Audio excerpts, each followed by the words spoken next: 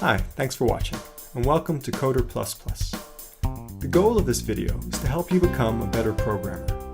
We're going to do this through a series of 8 concise units. This will include looking at design principles used to create well-architected applications, techniques for writing code with fewer bugs and better performance, as well as a number of other topics related to improving your skills as a coder. Alright, let's get started. Theory. Writing good software basically comes down to one thing: effectively managing complexity. Whilst our problems may be complex, it's imperative that the code we write is as simple as possible. Simple code is not only easier to read, but it's also much easier to change and maintain, not to mention far less likely to contain bugs. There are a number of techniques we can use to accomplish this. At a high level, it's important that the software we create divides complex problems into simple, more manageable ones. We can primarily accomplish this through separation of concerns. In the book Clean Code, Robert C. Martin uses a great metaphor where he compares good software to a city. While a single person couldn't run a city, many departments and groups combined are able to accomplish it. Well-designed software should follow this approach. Different areas of the application should have their own responsibilities, and between each of these areas, there needs to be clean interfaces.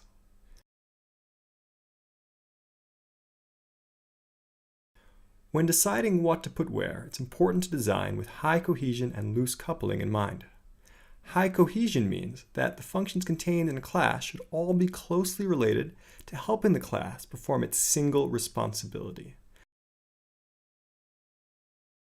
The do one and only one thing concept is important to keep in mind. Each piece of your application should have a single responsibility, and each responsibility of your application needs to be implemented in a single place. Loose coupling means that as much as possible, the dependencies between your classes need to be minimized. One of the best ways to accomplish this is to write testable code. Tests can be an integral part of maintainable application. They provide you with the confidence to make changes while ensuring you didn't break anything in the process.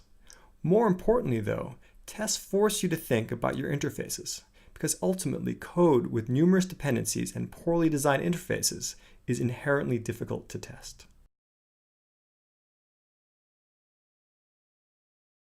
Just as our problems repeat, so do their solutions. Design patterns are recurring solutions to common problems. The granddaddy of all patterns books is the Gang of Four book, and they stress 2 key techniques. The first is to favor object composition over class inheritance. When we learn about objects in school, we're led to believe that they'll cure all that ails us. While encapsulation is an essential part of good code, the truth is that class inheritance creates an incredibly tight coupling. Their second idea is to program to an interface, not to an implementation. Construct your applications out of reusable black boxes. It makes it easier to change up the implementation at runtime, as well as help minimize dependencies. It's also important to build with the future in mind. You should be ready to extend. A feature may not be needed now, but it might be later. Try to make it as easy as possible to implement the feature later on, minimizing rework as much as possible.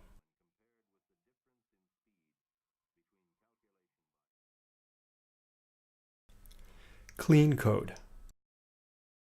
The key to clean code is always remembering that code needs to be written for people to read, not computers. Most of our time writing code is more accurately time spent reading it, as we jump around trying to figure out what changes we need to make. Let's start by running through some do's.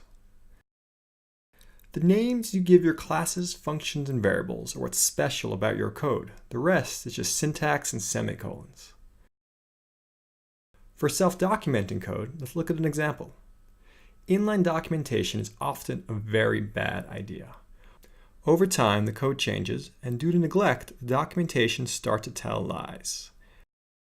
The better way to document is by doing so in code. As for whitespace, Miles said it best: "It's not the notes you play, it's the notes you don't play." Space is incredibly important when it comes to readability. Now, onto some don'ts. Loops can sometimes end up with deep nesting.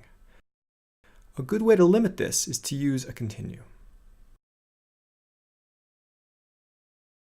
When expressing booleans, it's generally better to use the positive form, as it makes the conditions easier to follow. There's no shortage of name choices. Num people, total people, count people. It doesn't matter which one you like. Simply pick one and stick with it. It's key when creating new variables that there's as little thought happening as possible. You want the decision to be obvious, and more importantly, the same every time. One of the big arguments in code layout is where to put the curly brace. On the same line saves space, while putting it on the following line enables you to more easily match up the braces. These days, most IDEs have formatters which can automatically correct the formatting for you. These are great to share when working as a team. Bugs. Bugs are an inevitable part of the software development process. Your goal should be to create as few as possible, rather than fix as many as possible. You'll find that the more bugs you fix, chances are the more that exist. Bugs tend to cluster in the more complicated parts of the code. Simplifying these code paths will go a long way to reducing the total number. Additionally, each line of code you write is another place for a bug to hide. The less code you have, the less space there is for bugs.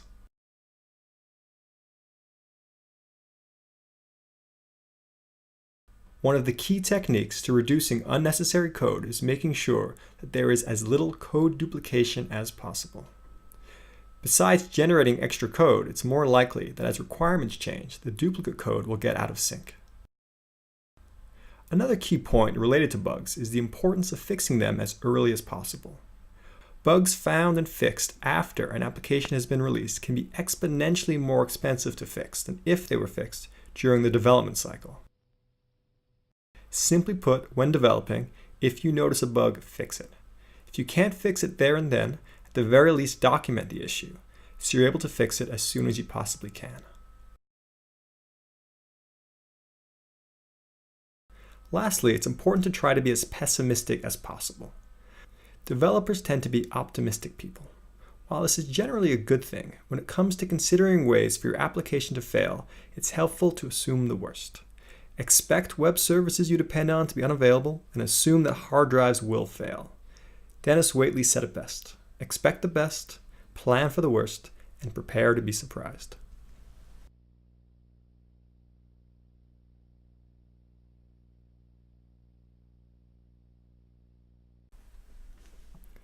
Performance. Performance comes down to bottlenecks. A chain is only as strong as its weakest link. It's these key areas of the application which need to be optimized in order to speed up the application as a whole. Although we write thousands of lines of code, very few of these lines are actually executed that often. The bulk of the execution time is handled by a small fraction of the code. Code coverage tools can be great at finding them. When trying out changes, it's important to take measurements rather than just seeing if it feels faster. Sometimes a single change will make a small improvement, but a group of changes together can add up. For many applications, the bottleneck is the database. Although normalized tables are great, sometimes a little denormalization can go a long way in improving the performance. Star schemas are a good example of using a denormalized data schema with the purpose of making reports faster. Lastly, when we talk about performance, it's often more important to simply feel fast. Always show progress bars, and if requests will take a while, let the user know. When it comes down to it, it's all about appearances.